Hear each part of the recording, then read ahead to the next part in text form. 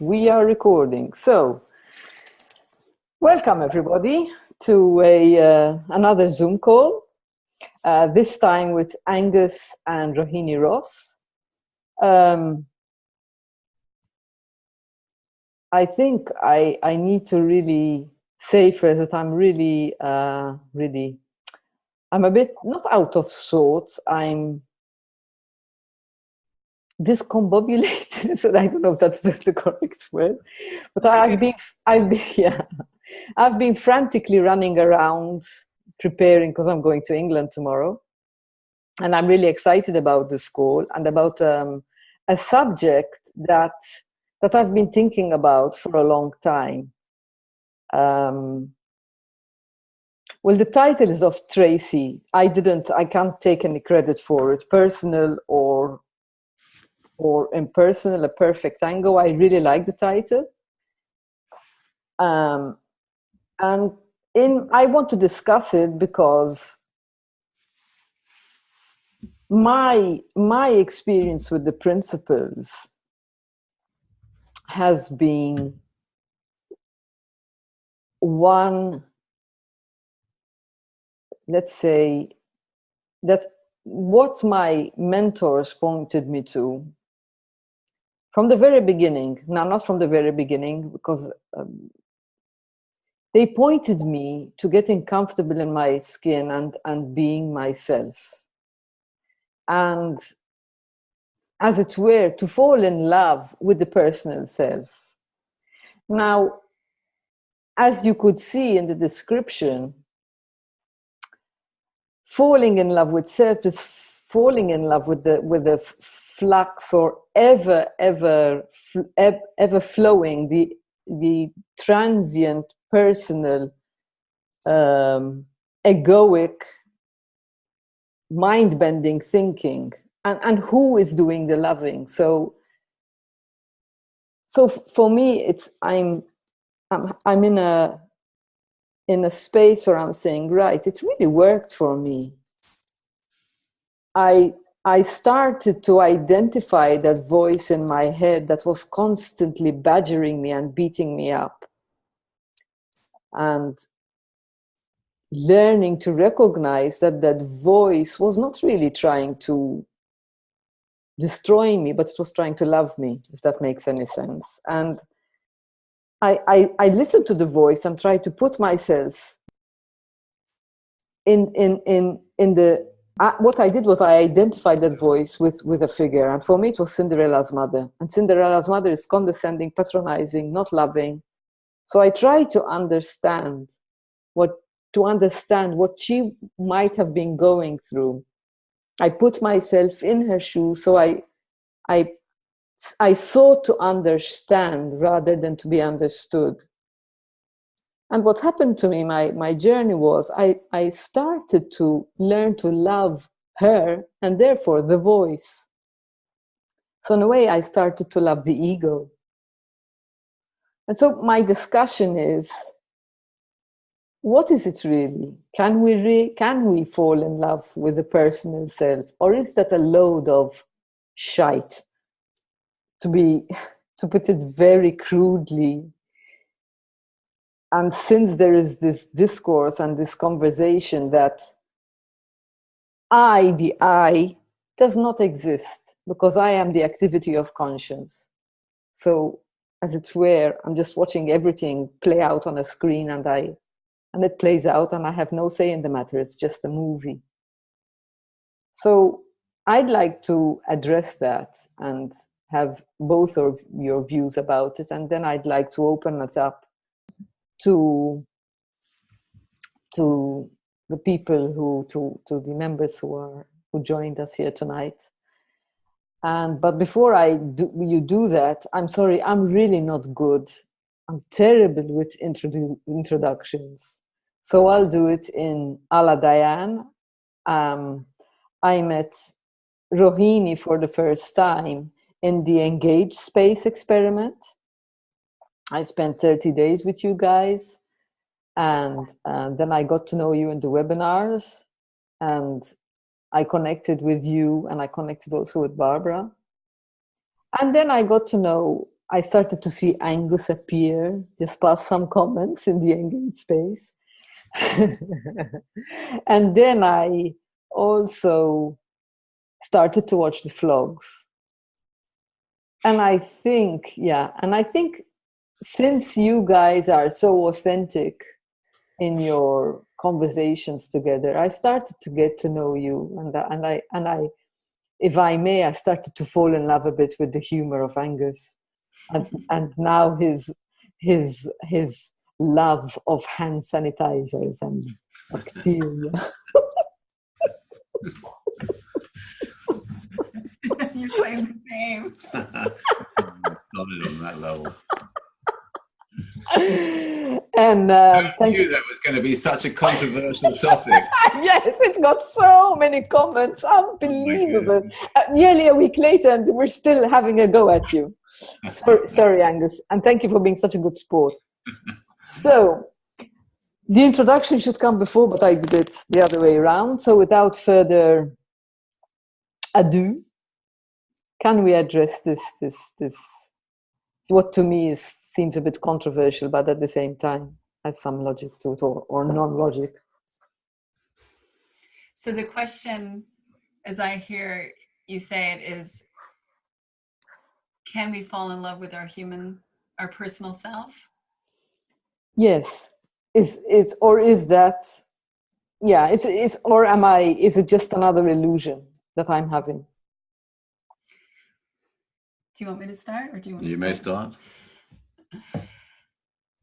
Well, the first thing that comes to mind is that sometimes illusion can be helpful. It's helpful to know it's an illusion, but there's nothing wrong with the illusion itself. So I'll just start off with what I find very practical, and we can go from there, because the question you're asking, Diane, is extremely deep, and absolutely I have glimpses of this, and then there's a whole bunch of stuff that I have ideas about that isn't really my direct experience. So I want to stay with what my direct experience is.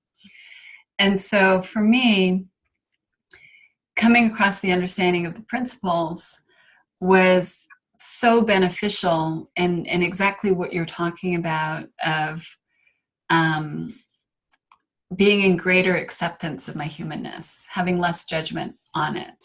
And so one way of looking at that, I could say, is falling in love with my personal self, falling in love with my humanness. And what I think is so important about that is that previous to the understanding, I grew up in a home that there was no religion, there was no spirituality.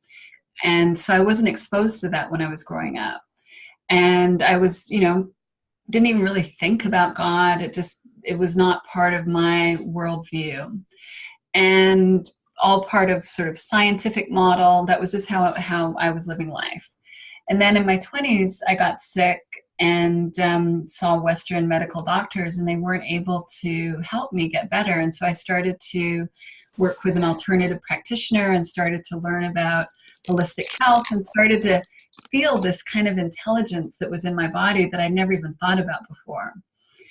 And from that, I started to do yoga, I started to meditation, and I just started to really embrace a more mystical point of view, and to see that there was more, or not to see it, but to feel that there was more than met the eye, that there was this deeper intelligence, that even though I couldn't see it, taste it, feel it, touch it, that there was something more, and that I was experiencing it unfolding in my life.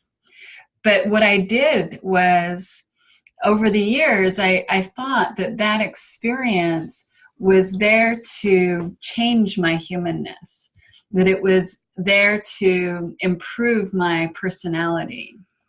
And so as followed my spiritual learning and growth, there was what I would say now is kind of a twist that was not really serving me, because I started to value sort of these spiritual qualities more than my human personality. I started to see, or I don't know if I started to see, there was still duality in my mind about it. They were different. And I felt like I needed to become more spiritual and less, I mean, saying it now, it sounds silly because you can't be less human, but to have these human traits be less burdensome. So things like anxiety, things like anger, things like jealousy, like all of these human emotional experiences that I didn't like. I felt like, well, if I continue on my spiritual understanding, then that they're going to shrink down. They're going to go away. I need to work on myself so that these get better. So it was not, I would say that's not a loving relationship. I was not having a loving relationship with my humanness. And what the understanding of the principles did for me in a very profound way is that it shifted that whole dynamic inside of me, where I really, really was intent on self-improvement and personal development and becoming a better person, which meant being less insecure. That was one of the main things that I wanted to experience. I felt like there was something wrong with me because of the level of anxiety and insecurity that I would experience. And so when I saw that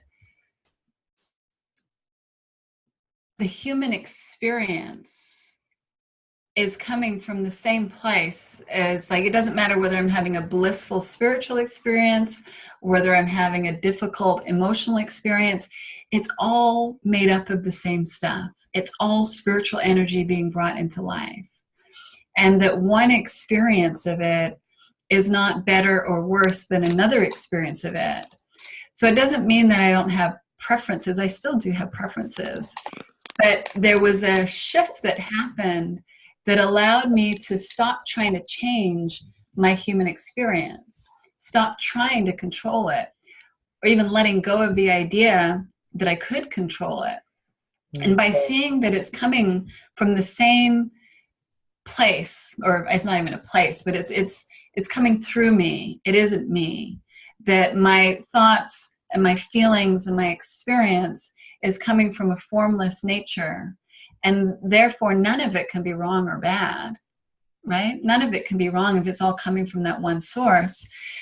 Seeing that there was no real separation was then what allowed me to let go of trying to be a better person, to not feel as insecure. Like it took me off of that pressure cooker that I had put myself in, trying to be better, trying to improve myself, and allowed me to relax into, like, oh, what is okay.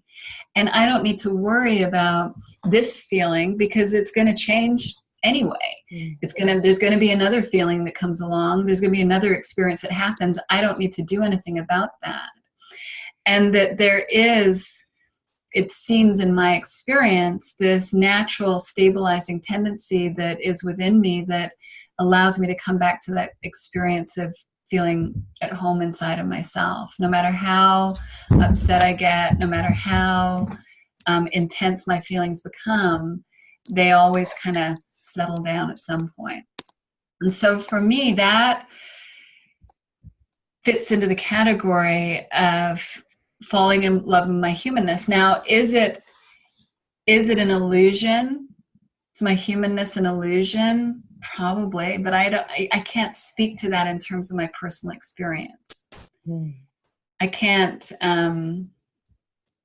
my experience, I've had experiences of that oneness where there isn't separation, but I don't live my day-to-day life in that state. But I've had glimmers of it. I've had feelings of that. And it makes me, lean in the direction of it's all part of the same thing, but it looks like there's duality. Even though there are times where I don't feel the duality. A lot of the time it looks like there's duality, but there's an acceptance.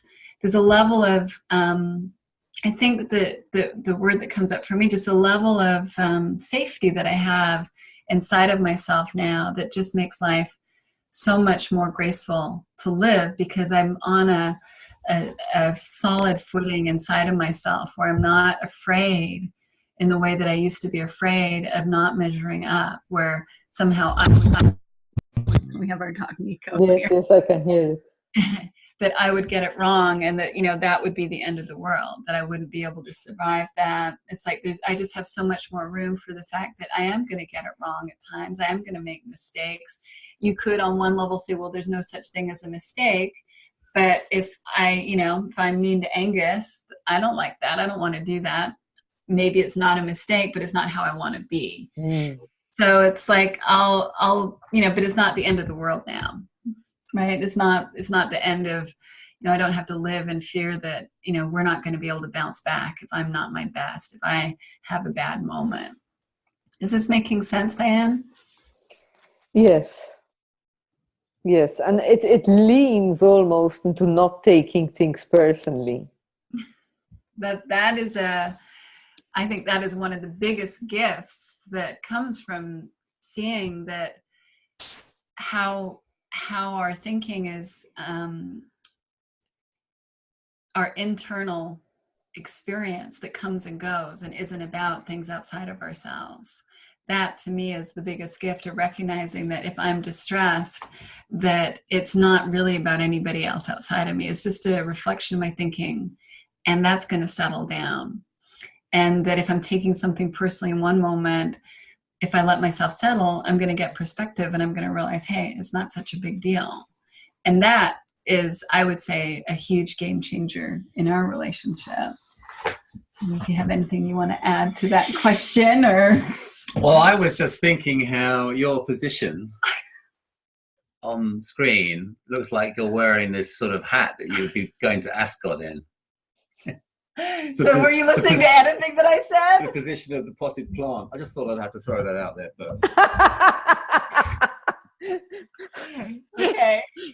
So you don't have your orange teeth, but you put a potted plant on your wife's head. A strategically placed potted plant. Okay, so we'll have your potted plant on your head, and I'll put my clown nose on. Okay. There you go. I feel much better.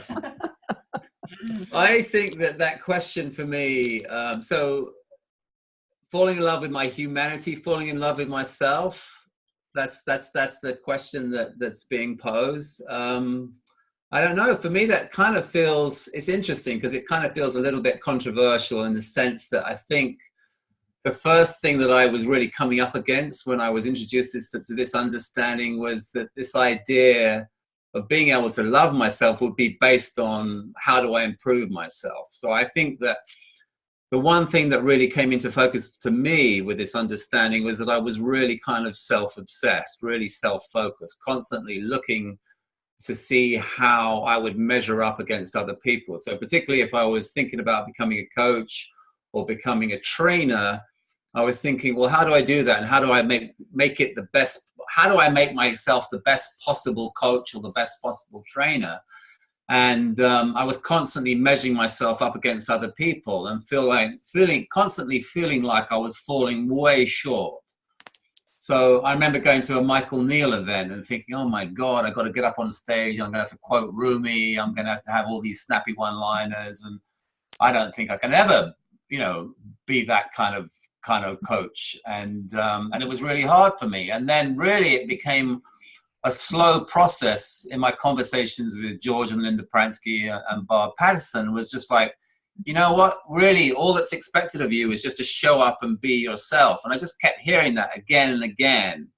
And finally, it started to sink in really slowly. And I got to experiment with that. What does that mean to show up and be myself? And really, it was just showing up and just trusting that something's going to come out of my mouth that has value. And George Pransky would often talk about how that really boils down to grounding. It's your own personal grounding. Speak from what you know, not from what not from what other. Don't try and repeat parrot fashion what other people are saying. Don't run to a script.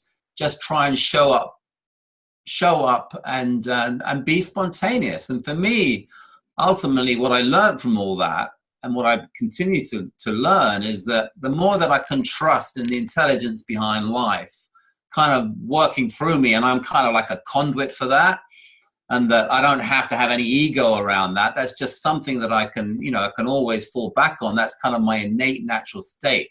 There is an intelligence behind life working through me, and I can really kind of talk from that place.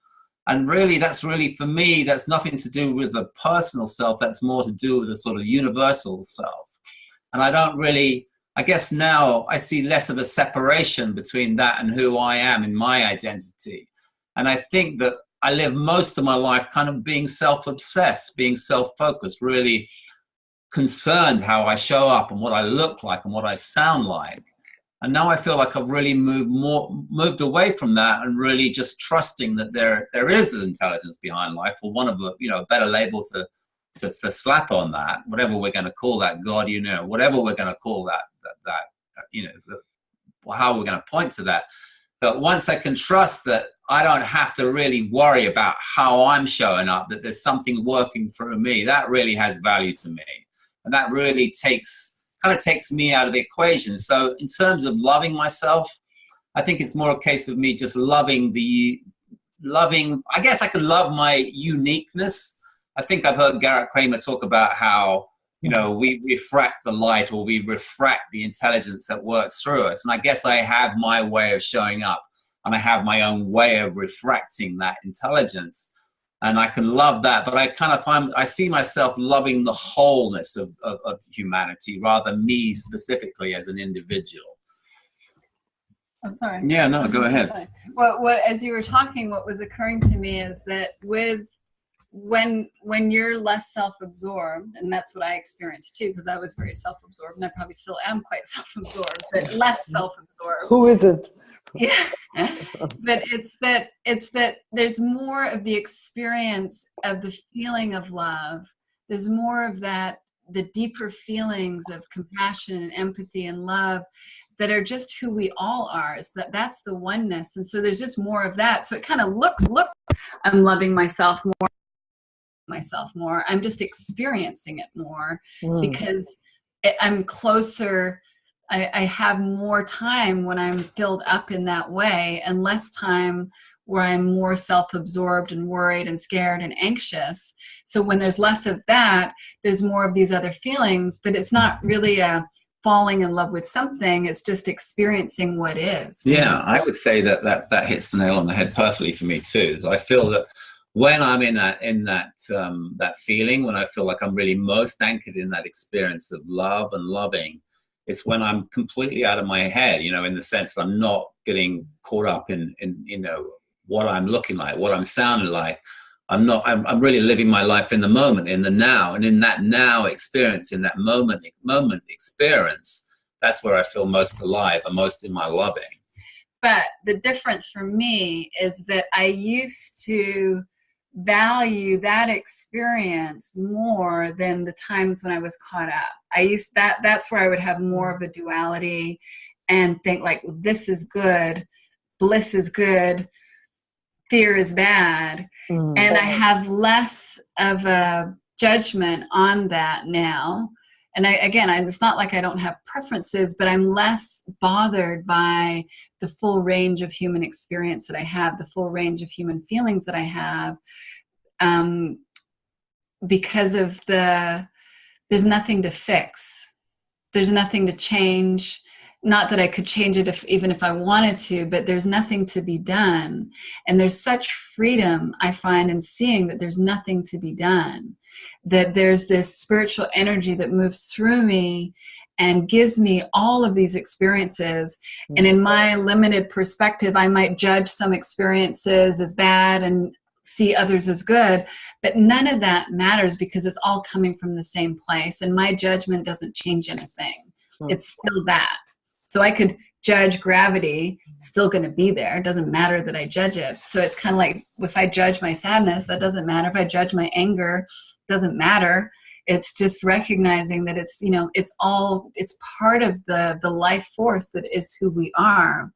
But I didn't have that perspective on it previously. I was much more caught up in order to have more of this spiritual experience, I need to change this experience. So if I can get rid of these negative emotions, then I'm going to feel more bliss. But all that I was doing was getting more entrenched and gripped and caught up and focused on what I didn't want to experience. So I was creating more of it in my trying to think that I could control it, to just try and control it. And in the just sort of seeing it for what it is and having it not be such of a big deal, which is kind of part of not taking things personally, like you're saying, Diane, it opened me up to such a level of peace that I didn't know was available to me.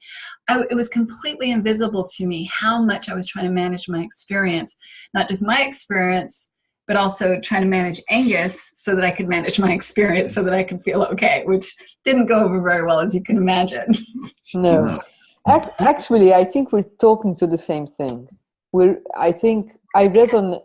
Yes, a Bengal cat. That's beautiful. Beautiful. Yeah, yeah. I think this is it for me. Before, I was in complete judgment of my so-called negative experience, which was not a negative experience. It was what was coming up in the moment. And to me, fear is the backside of love. If I'm in fear, I'm out of love. If I'm sad, the opposite side of it is joy. So, and none of them are bad. Both are equal, and they're part of the whole. As you said, they're part of this universal energy that I'm a vessel of continuously. And I think what happened to me is that, like you were saying, that when I tried to manage my experience and I was judging who I was being, I was moving away more from love, moving further and further away. And like you, Angus, what my mentors were telling me: show up, be yourself, show up, be yourself. I don't care what it looks like. I don't care if you're pissed off.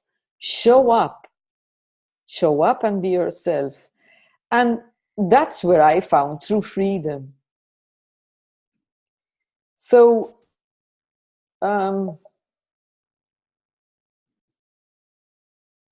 yeah, I think, and the more I get an understanding of this illusion of self, and that who the hell is doing the loving if I'm just the activity of consciousness, it makes more sense to me to love what is, to love even the resistance of what is, because we do resist. Just to be with whatever. I think Well, I think it's exciting to contemplate the idea that we can love the whole process of being human. I like that idea. I like the idea that, even in my, even the sort of warts and all idea of it, of being human, that, there are moments when I'm going to be a total shithead and be out of balance, but, I can actually, but then my natural state is to come back into a place of well-being. And that makes me appreciate the well-being all the more. But it's not that I'm going to remain in well-being for my entire life. And I think that I did initially get hung up on this idea that, I need to be looking for well-being. And by virtue of looking for the well-being, I'm already taking myself out of the game. So now that I feel like I've come to a place where I can actually just, maybe at times, hopefully recognize that I'm out of balance and that the natural order of things is that I'll come back into well-being. That's kind of enough for me. But it's kind of cool to be able to look at our humanity in its entirety and just see that it's actually kind of exciting the way that it all unfolds and the way that it works. And there will be moments of balance and there will be moments of imbalance. It's just how it is. But I don't have to really take all those moments of imbalance so personally. And in the past, I would be looking for all those sort of like magic bullets that would take me into balance and then judge the imbalance. But now I just see it as part of the beautiful tapestry of being human. It's kind of exciting to look at it through that lens. Yeah, I resonate with being a shithead. Obviously, even I'm a shithead. But the beauty, I mean, for heaven's sake, I'm not perfect. But if I'm a shithead, I can just say I'm sorry. And to me, I won't forget Bill Pettit's words, and also I've been listening to Sid a lot. I innocently am a shithead.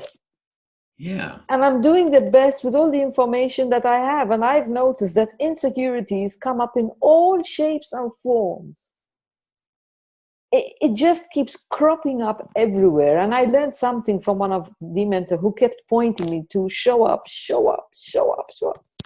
she said to me, insecurity is telling you, I'm telling you, you're feeling insecure. So what I'm protecting you. I'm telling you, you're feeling insecure. So come back to love. I'm just reminding you, I'm loving you. Your insecurity is reminding you to come back to love. And I love that idea. It sounds weird, but imagine just insecurity reminding you and telling you, it's okay. I'm here. I'm protecting you. I'm telling you, come back to love. So it's another indicator. Okay, I'm feeling insecure. So what's insecurity telling me? That I've moved away from love. Yeah. The other And thing it's beautiful. I love it. I love it. It sounds so weird, but I love it. The other thing that comes to mind to me, listening to you now, is that there would be no comedy without insecurity. It's like every stand-up is about insecurity. It's like when we fall out of our loving, we fall out of that space, we get insecure, and then that always becomes the focal point. And insecurity, and it is kind of ridiculous, and it is kind of funny, and it's when we fall out of balance, but we make humor out of it, and it's fun. Yeah. Well, that's not taking it personally. It's not taking it personally. Yeah. Exactly. And then we make fun of ourselves and other people for taking it personally. That's what comedy is all about. And the best thing is that we can really just laugh at ourselves, and that's what I'm learning. And shit, I had a train of thought and I forgot it. Must have been really unimportant. Can I say something while you're thinking? Yes, please. Well, what I was thinking is, like, it's so nice to realize that all we have to do is show up as ourselves, that we can't get it wrong. To use that metaphor that Angus shared, like if we're all just unique refractions of this one energy, this one source, and everything is coming from that, then it's like done deal. Now, whatever happens within our humanness in that is still coming from that place. So it can't be, we're never really separate. We just have that experience at times, but it's always that. And when there's that feeling of safety and freedom, people just naturally show up more authentically and with less on their mind. And that's what happened to me. And I see now that, there may be more moments where I'm a shithead than there were before because I'm not managing myself. Angus probably would disagree. I don't know. Maybe you would. I don't know. But it's like the freedom to be ourselves, however that is, and the innocence of that, like you're saying, Diane. We ultimately show up in more love. We ultimately show up as a more vibrant expression of that source in that way, which is so beautiful. And we get to experience the uniqueness of everybody just kind of letting themselves be themselves and know that we are resilient. Like, I'm reminded of this so often. And I used to feel like I was so fragile in my relationship with Angus. Like, I used to just take offense so easily. I used to take things personally all the time. I used to judge him when he would be a shithead, and I think I was superior because I wouldn't lose my temper in the same way. Like, just all of that. And it was all because I didn't see my resilience. You've got a shitload on your... I know. Now you can put the hat on. I'm going to have to find a new hat. No, since you have loads of shit on, you can use your hand sanitizer. That ability to see our resilience, that nothing is broken, that we come back. He can't say anything to me that I can't bounce back from. Yeah. And it's like, and people say, well, are you just giving him permission to treat you badly? It's like, no, because he loves me. Is he going to behave badly sometimes? Yeah. Am I going to behave badly sometimes? Yeah. Of course. But our relationship doesn't have to be damaged by that. I'm certainly not damaged by that, and he's certainly not damaged by that. But when I saw that, then it allowed me to get over things so quickly, because what I would do in the past is I would be like, can't believe he did that, and I would think about it, and I would think about how terrible it was, and then I would think about what that meant, and I would think about how that meant that I couldn't be with him, and then what was I going to do, how I was going to leave him, and I would just go down this whole train of thinking, and eventually I'd get over it and we'd be fine. But 2 days later, rather than 10 minutes later.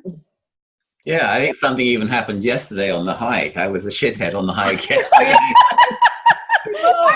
I Actually, I'm going to call this Zoom call. It was kind of amazing. Shit Zoom call.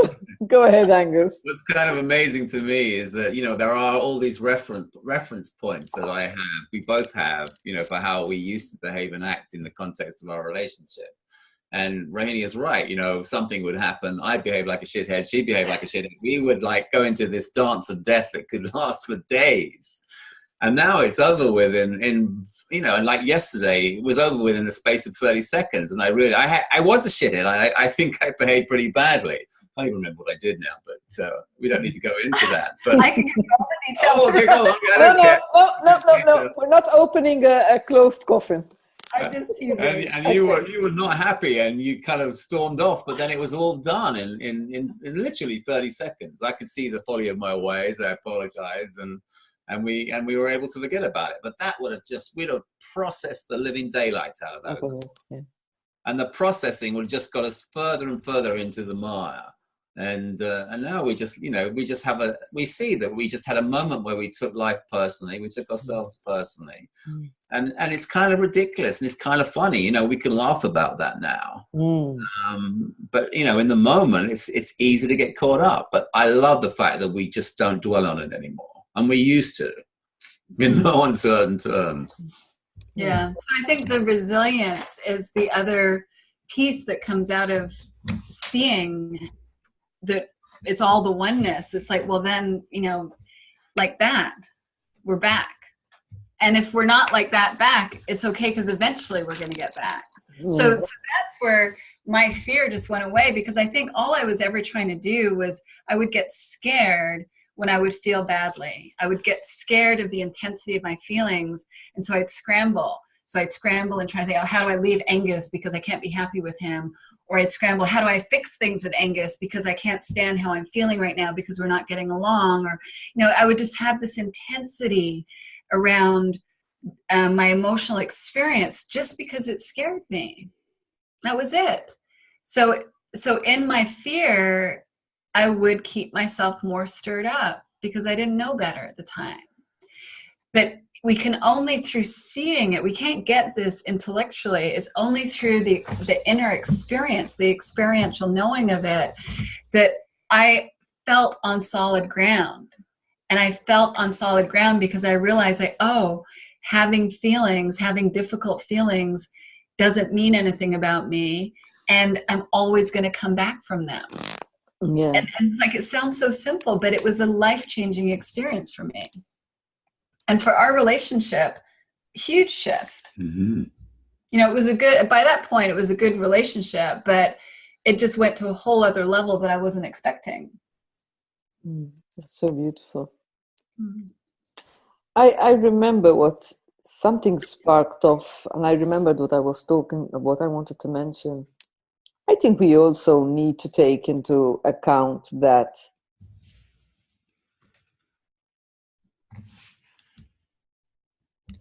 I notice that when I'm feeling insecure, and it happens more often than I'd like to admit, I'm nearly 51.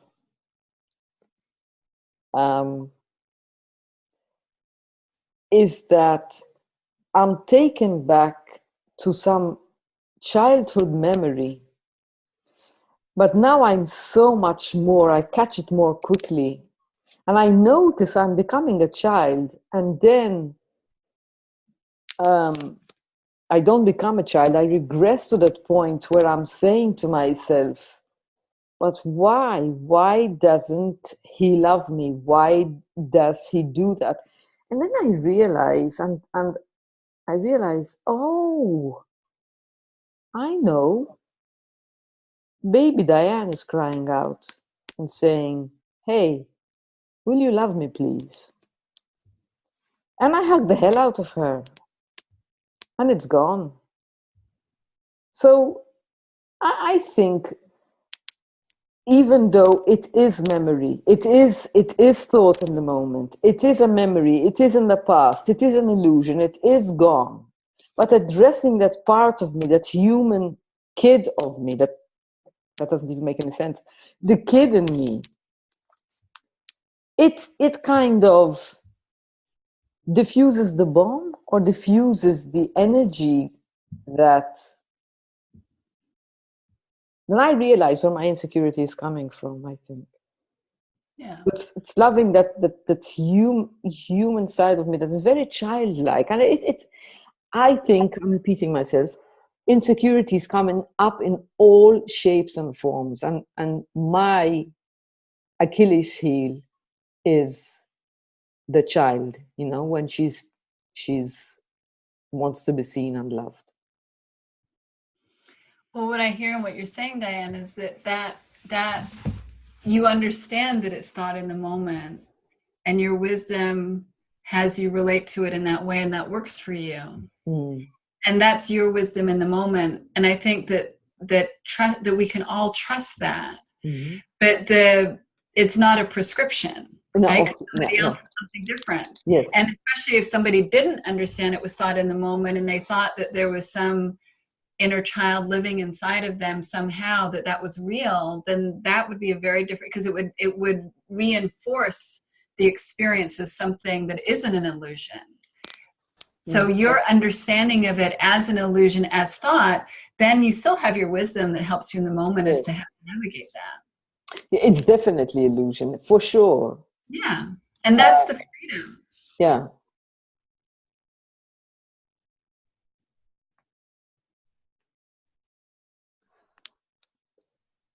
I love these moments of silence. So now I think it would be a good moment to invite these beautiful listeners and to ask any questions to Rohini and to Angus about what you've heard. I was saying thank you for joining us. It's great to have everyone. Yes, thank you. It's really, thank you. Either wave your hands or click the participants and put the virtual hand up.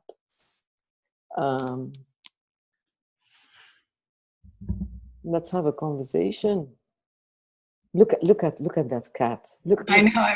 I'm falling in love with the cat. Forget about our humanness. I fall in love with the cat. He's just melting in her arms. Is that Cooper? If Drawer was on camera, we'd probably see his kitties too. Well, they're actually resting this morning for whatever reason. Oh, they are. Okay. They're shy. They're not shy. Yeah. Okay, does anyone have a question?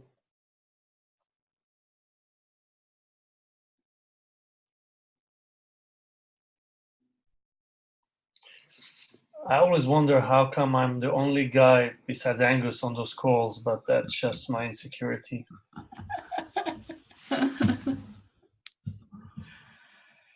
Who knows, Drawer? That's a mystery. Actually, there's more than one guy. Cooper is also a guy. Oh, there you go. And your dog. Nico. Yeah. I was concerned with Nico because he has a tendency to groan. So I wanted to make a disclaimer that it's not me farting, it's the dog groaning. So every now and again he just goes really loudly. He makes this really weird groaning sound. They might have thought it was me farting. They probably thought it was you. That's a great excuse, Angus. Yeah, that's what I'm sticking to. Well, I like, Diane, what you said about that's another interesting topic, is how you know that you have these childhood memories and that that they're thought in the moment, but they can be so entrenched in our memory and we I'll speak for myself that for years I've had childhood memories that probably have created very habitual patterns of behavior that feel very real in the moment when I'm out of balance. And it's interesting to reflect on that and look at that.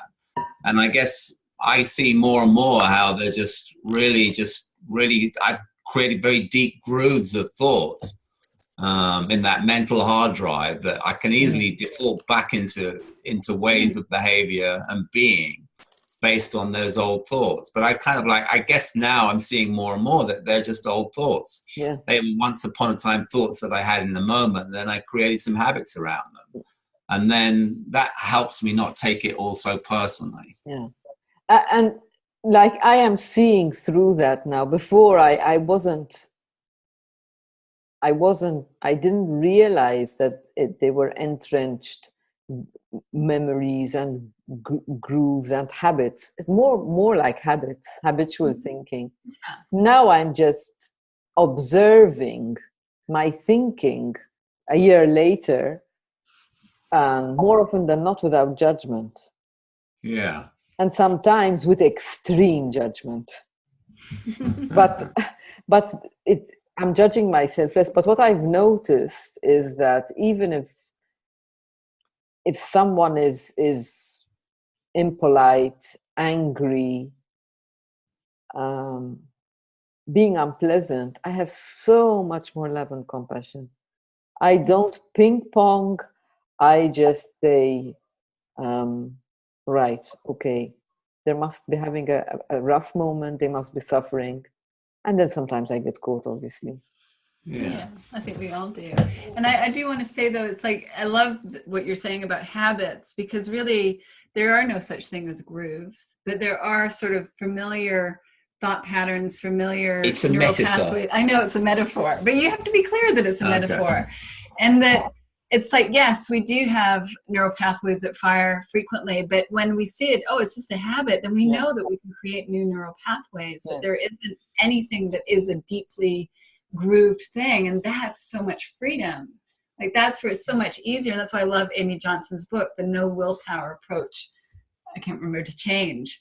So it's like it is so much easier when we understand that there isn't something like hard to fix. It's just, oh, there's this constant stream of thinking available to us that is just part of our true nature, that is fresh and alive and wants us to heal and to grow and to learn. That's it. And then we get, we have these habitual patterns that we get caught up in, but we don't like them. And as soon as we see that's what they are, it's much easier, like you're talking about, Diane, to let them go, because it feels so much better when we're in that freshness and the newness. Yeah. I noticed it yesterday morning. I think it was, I woke up in the morning and I was just buzzing around with one thought in my head. And before I knew it, I was angry. I thought to myself, Di, what are you doing? You've made a ring. You've made a playground in your head. Those things we used to go on when we were kids. Yeah. And I thought, whoops. And I started laughing. Yeah, that's a good antidote to it. I there's one thing that I've noticed in myself lately, which and based on this awareness, that how we've carried these, or I've carried those old habitual patterns of thinking throughout the years. There's one thing that I've noticed that I do, and I think other people do it too, to a greater or lesser degree, is that I caught myself a couple of months ago. I got upset about something, and I kind of threw a little bit of a tantrum. And I kind of folded my arms and sort of, it wasn't like I stamped my foot, but I could feel my right foot wanting to stamp. So I put pressure on my right foot, let's say. But that's how the sort of childish tantrum has distilled itself down into an adult theme. It's that now I'll kind of fold my arms and I'll sort of apply pressure to my right foot. But really, as a 5-year-old, I was really stamping my foot and making a big drama out of folding my arms. But I think that, probably other adults do that, and they have their tells. It's just like, how do we see them? And that's just an old habitual pattern of thinking carried on from my 5-year-old self. But now I find it really amusing. And actually, I can see when I catch myself doing it, it's like, that's hysterical. Look at you, a 5-year-old tantrum. Ladies, gentlemen, questions, observations. Well, you're not obliged, obviously, but I do want to kind of leave you out of the conversation. Is there anything that touched you? Anything that you think, oh no, I don't agree? It's fine. Anything. Just like that. Yeah. Yes. And we can address the shithead.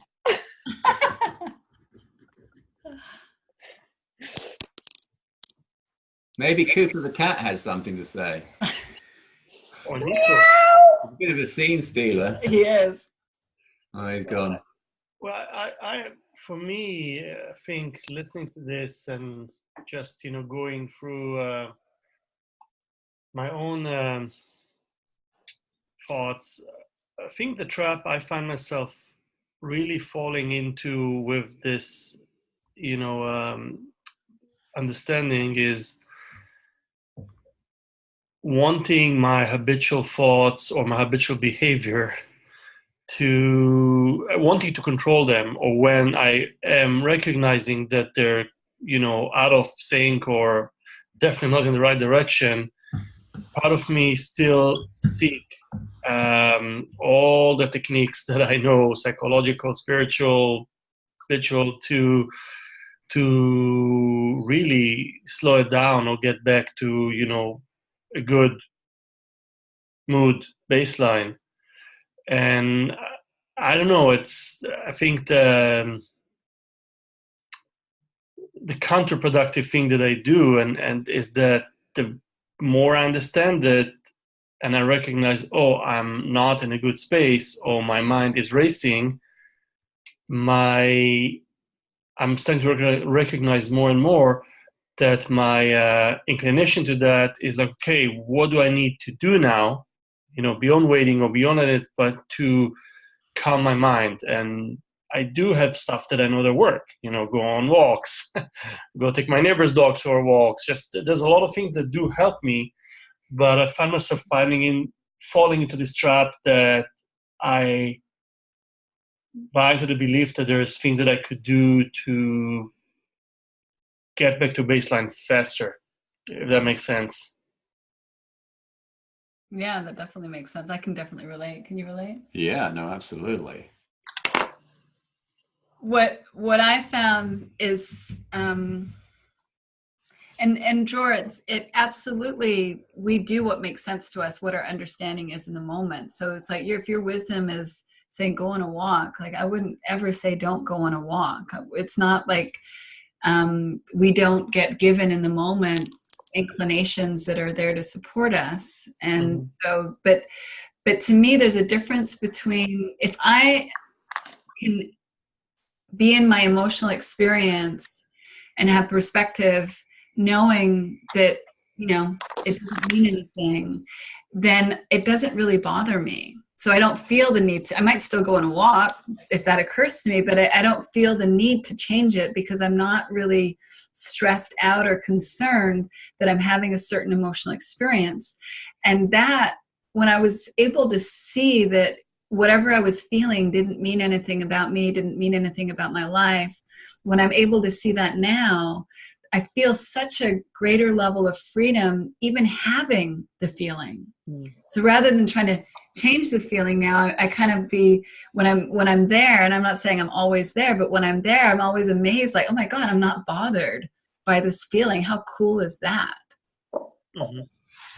There is also something to be said for me, and I'll speak for myself, about having or now I feel like I have more and more of an awareness of how, there are these old sort of patterns of thinking that I can now see are very much an illusion, basically based on how much emotion come packaged in that thinking. That becomes an indicator to me. I don't know what, for whatever reason, I'm thinking of this, and I don't know if this metaphor will work or not, but we've had firemen working every day on the side of the hill here up in Topanga, cutting down trees, and the rationale for doing it is to get rid of the fire risk. So they've clear cut a lot of trees, but they've left certain trees. But it's almost like the other day I was thinking, yeah, those big trees are like my old thoughts. They're old big thought patterns that I've held in my head. And really, if I can see them as an illusion, it's kind of like they're being removed. I'm kind of removing them from removing the impact that they can have on my thinking. And now I think that the firemen are basically putting themselves in a situation that they know there's going to be fire. Otherwise, they wouldn't remove the trees. But the fire now is just going to fizzle out. It's going to burn for a little bit, and it's going to fizzle out. And that's kind of how I see my thinking in terms of when I get out of balance. I'm going to have those moments where I get out of balance. but I'm not going to be throwing fuel on it. I'm not going to be throwing kindling on it. And the fuel would be those old big thought patterns, those old big habitual patterns. But I now very much see that the bigger ones are an illusion, and the smaller ones, I can't really stop that from happening. I'm going to be human. I'm going to have moments of reactivity, but I'm far less inclined to get caught up in the big old patterns that really have really defined a lot of my life, because I see the illusory nature of them.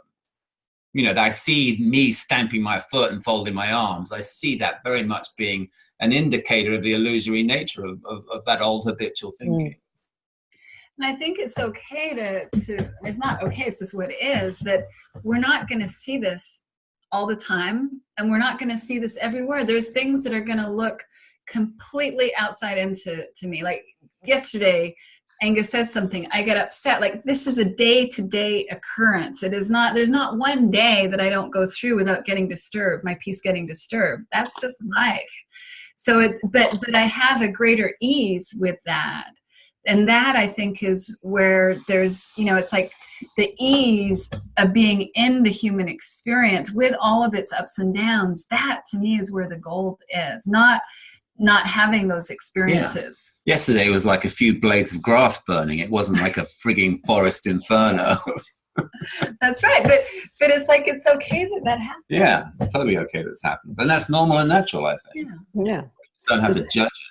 Again, pointing to not taking things personally. And you said something that struck me, but I've forgotten again. Gee whiz. It's so deep, Diane. It's there's no words on it. Yeah, I was. There was one particular thing that you said, and I thought, but it's all right. I think, as you said, to draw, we do what occurs in the moment and what seems natural for us to do, but it's not a prescription. It's just a description of how we deal with whatever is coming up.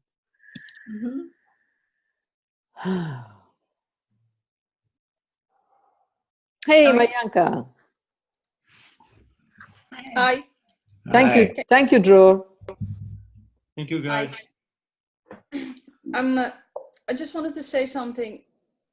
I just get these moments at work that I just completely panic, and I just forget to take a break and breathe, and I just go on, and I get this panic reaction. I get mad and sad, and I just forget all about the 3 Ps in that moment. And afterwards I think, oh my God, why didn't you think of it? Why didn't you just take a pause? And then I think, next time I will remember.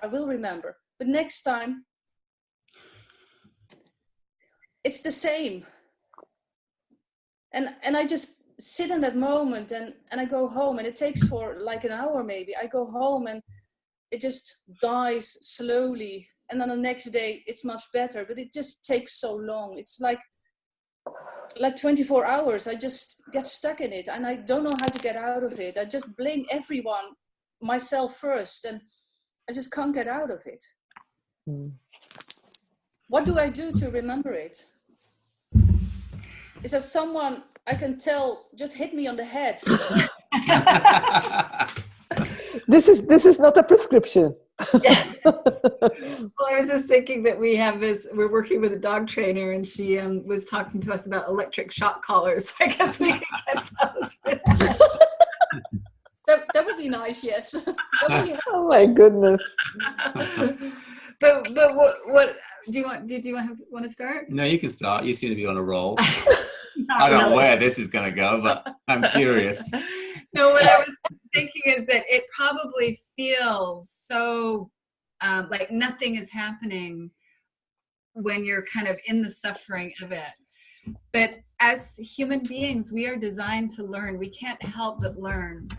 And when you said, you know, oh, when I see it afterwards, and that means I'm going to see it in the moment the next time and it doesn't happen, but maybe you'll see it sooner after it happens the next time. Like, I think it's about realizing that the timing of the learning curve is not on us. We learn at whatever pace we learn, and there isn't a way to speed that process up, because if we try to change that, then all we're doing is putting more pressure on ourselves and having us be more stressed out by that pressure, rather than allowing the learning to be what the learning is.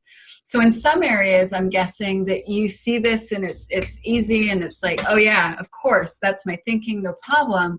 But in this area, like, it's one of those areas where it's just taking a little longer for you to really to see it in the moment when it's happening. Like for me with Angus, took me years to see that his anger didn't cause my upset. Took me so long to see that and to not get reactive in the moment. And I didn't even see it at all. But then eventually, I like you, I would see it afterwards, and I would realize. But you know, I'm not saying it's going to take you years to learn this. I'm just saying that we each have our own way that the learning curve unfolds. But you are learning. You can't not be learning. If you're seeing it now and seeing it afterwards, that means you're on the learning curve, and you can't not learn. Like, it's done. You're now learning. You just don't know the timing of how that's going to unfold. Okay, thank you. Yeah, there's also something else for me around, and it sounds so cliche, because I know that this will be, often people will have this response and this feedback. It's just to not take that thinking seriously. And I know that's easier said than done. But for me, that seems to be where it helps for me. And, I've had situations where things start to feel panicky in the past, and it's very hard to stop that thinking. It's very hard to get off that bandwagon once it starts. But I think that for me, the turning point has really been that I just don't really take that thinking too seriously, or I at least have that at the back of my mind when things start to feel out of balance. It's like I can start to say to myself, yeah, I'm starting to take life personally, and I can see how this is really hard and challenging. But there is this little thing at the back of my mind saying, yeah, but it's all just an illusion at the end of the day. And that has really helped me. I don't know. I think there was one instance a couple of years ago where I'd eaten a lot of food, and I think I had heartburn or whatever was going on. I don't know what the physical situation was, but I woke up in the middle of the night. I thought I was about to have a heart attack. And I got really wound up and really stressed out, and I didn't want to wake Rohini. I just thought, I don't know what to do, and I just got more and more stressed out, and there was a physiological response to me getting stressed out, and I think that the pain or whatever was going on became more amplified. And then I just thought, well, I think I'm actually really making this situation 10 times worse with my thinking. What if I just, oh yeah, this is actually probably a little bit of an illusion going on here. Maybe I'm not having a heart attack. Maybe this is just something to do with my food. And then once I kind of just got an inclination that this was just me making things up, I remembered what is it that George Pransky always says, which side my bread is buttered? That really, my natural default system will take me back into well-being. And that, what I'm doing really now is just buying into the illusion of my thought. And just having that thought and exploring a little further allowed me to settle. So I think, yeah, I still get caught up. I still have those moments, but that's kind of become my compass point. Is that that's kind of where my mind goes to, is like, oh yeah, look at the illusion unfolding here. Look at the little film that I'm playing out inside my head. And, I can just really just sit back and wait for that to finish. I can sit back and wait for that to end, because it doesn't really need to have a hold on me. But, it does from time to time. But I guess I'm as seriously as I have done in the past, and that's really helped. If I may add on something more, Yes. which to me is really, it gives me comfort in knowing this. We really cannot unsee what we've seen. Impossible. Mm-hmm. And I noticed, and I've said this in another Zoom call, so I apologize if I'm repeating myself. Some of us have big insights and evolve and transform and have huge transformations, and some just grow incrementally. But the increments we mustn't see as small. I mean, they're compounding. It's like compound interest, or it's something that's, you know, it's incremental. It seems really small, but there is. I mean, I'm seeing myself also. I mean, growing. It's for me, it's an organic process which I cannot force. Mm-hmm. I see it or I don't. I think the thing that comes forward for me when you say that too is that I feel like, you know, in the past I've had big insights, and then there's another part of me that thinks, yeah, right, now you can move forward and you've changed and things will look entirely different. But then really, you know, I can get myself into a low mood and then really feel like I've taken 10 steps backwards, and really it's more of a state of mind. My consciousness can change from one day to the next, but the point for me now is that I don't really need to take that so seriously. Like, so for argument's sake, I would have a big insight, feel like, oh, this means I've changed, I've really had a huge leap in consciousness, and then the next day I'm like, I've fallen off that mountain and I'm back where I've started. But the tendency was to really judge that fall and really, you know, really beat myself up for falling back down and thought, oh, maybe I didn't have an insight at all. But that's the whole beauty of thought, is things can change in an instant. Things can just change dramatically in an instant from one moment to another based on our state of mind. I don't know if that makes sense. Does that? Yeah, you know what comes up for me with the word a big insight, or the two words big insight, is it true? Is it a big insight? Or is it small little insights that I mean, you know, we're insight making machines. Right. Yeah. Yeah. I mean, how did we learn to walk? Yeah. We fall, we have an insight, we realize, oh, I can do it the other way. That's an insight. So we're constantly having, and it seems like that when I was 23, I realized it's okay to be a lesbian. And then when I was 33, I could come out. But what was that? I could look back and connect the dots. And then I see, no, they were small insights, which then seemed like a big insight. But really, they're just small insights. I think the insights are always there. It's just we choose to open and close the window. I don't even think we choose. It happens. It just happens. Yeah, it just happens. No, do not use the word choosing with Garrett Kramer, because love the guy, just love him. This is, we have 15 more minutes. I'm wondering if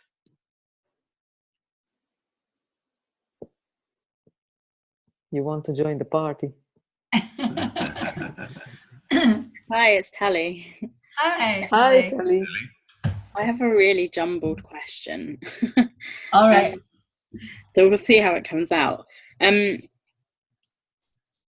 I've no problem with if I have a perception that someone's been rude to me or something's happened and I feel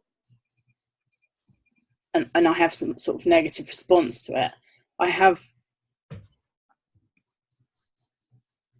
less of a problem with it generally if it's someone else. I don't take it so personally, but there's some stuff in my past that's kind of being brought into my present at the moment by external circumstances, if there's such a thing. And I'm finding that's bringing stuff up for me that I am taking personally, that I'd kind of dealt with in the past, and I'm not liking that experience. Not that I would like that experience, but I'm not dealing with it in the same way. I'm not able to kind of see it as impersonal. Mm-hmm. And I'm really struggling with that. It's really stopping me doing other things I want to do in my life. That's how I feel. Mm-hmm.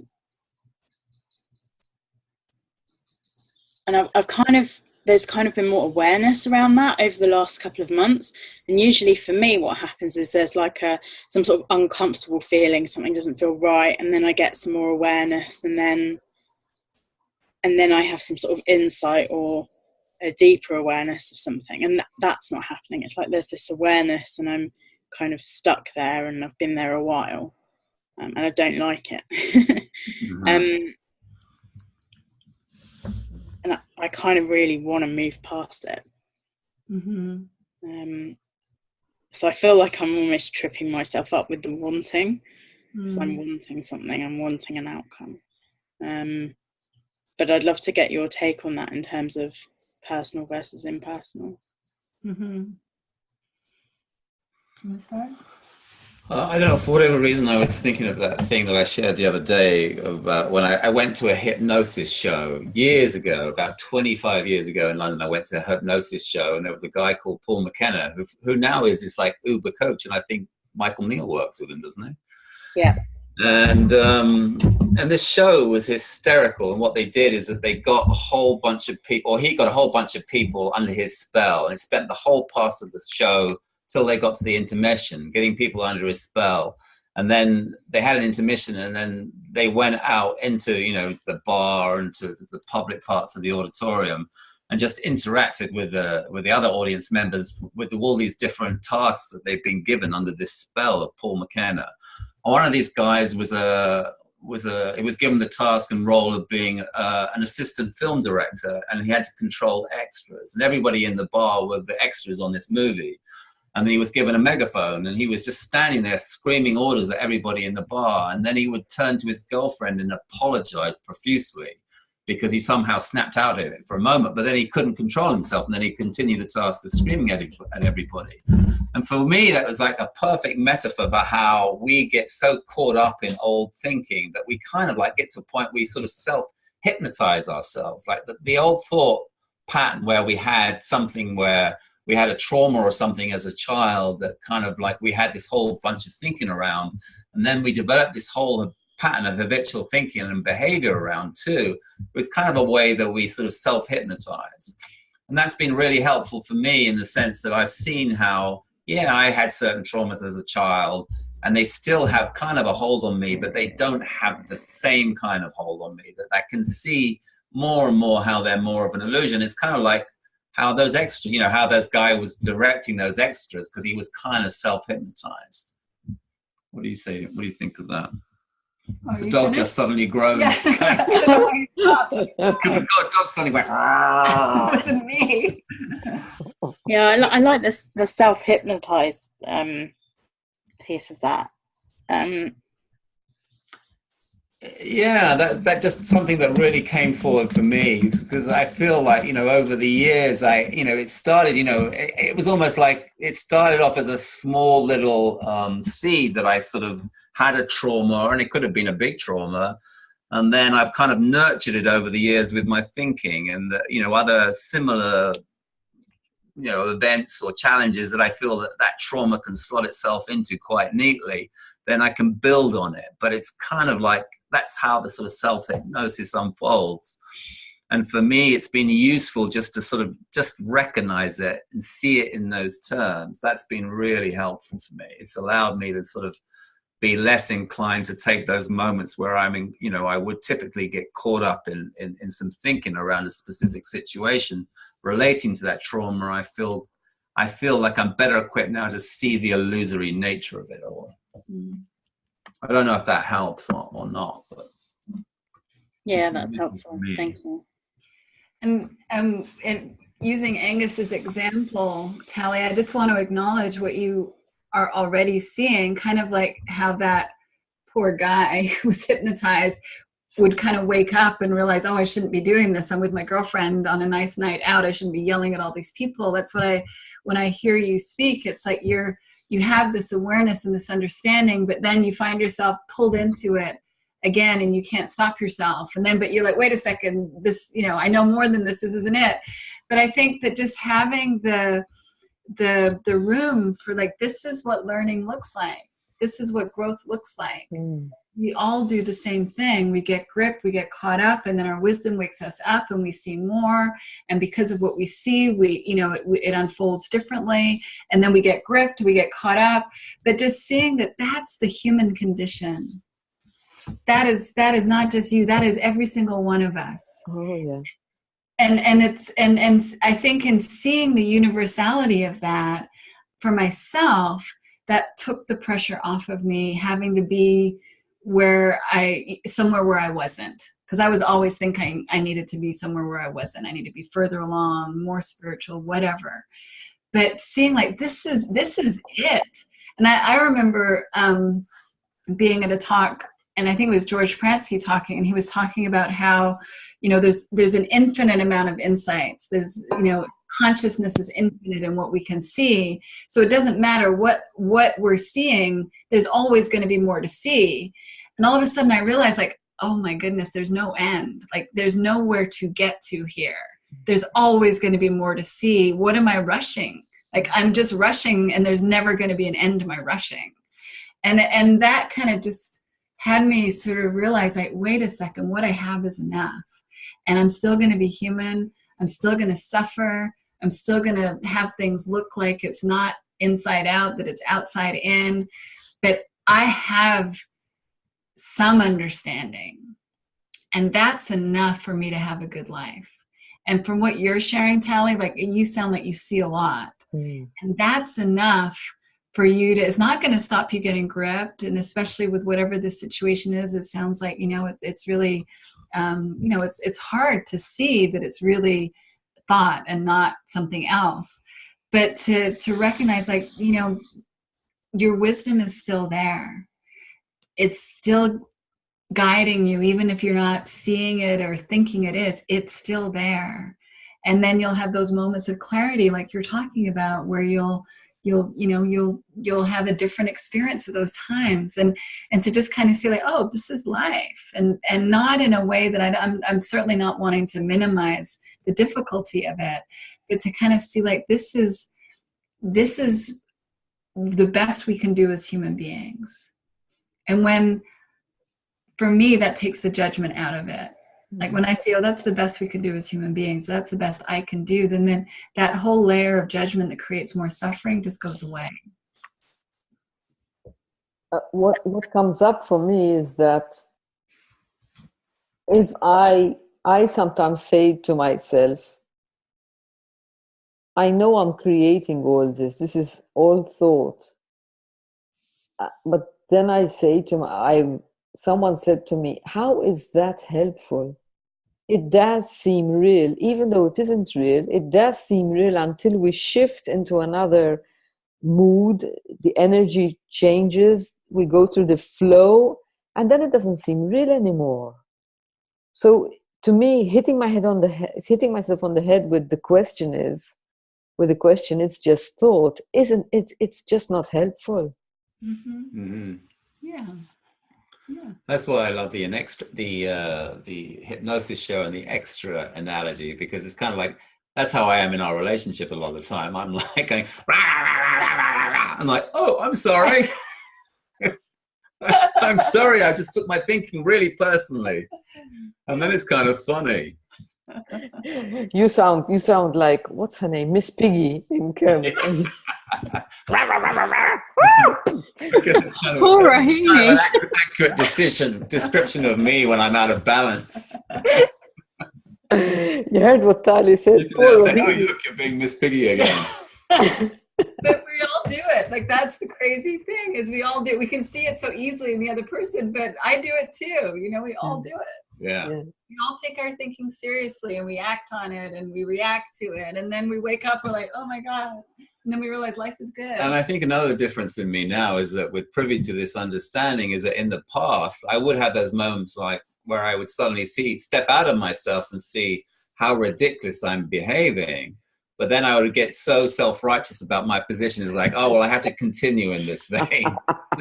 But at least now I tend to disengage and hopefully take myself out of gear and put myself in neutral.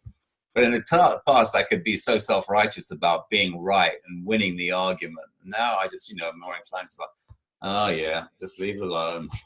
You'll come back into balance eventually. For me, being right before was really important for me, being right, because it was a way of seeking validation. Yeah. Mm-hmm. But now I don't want to be right anymore. Well,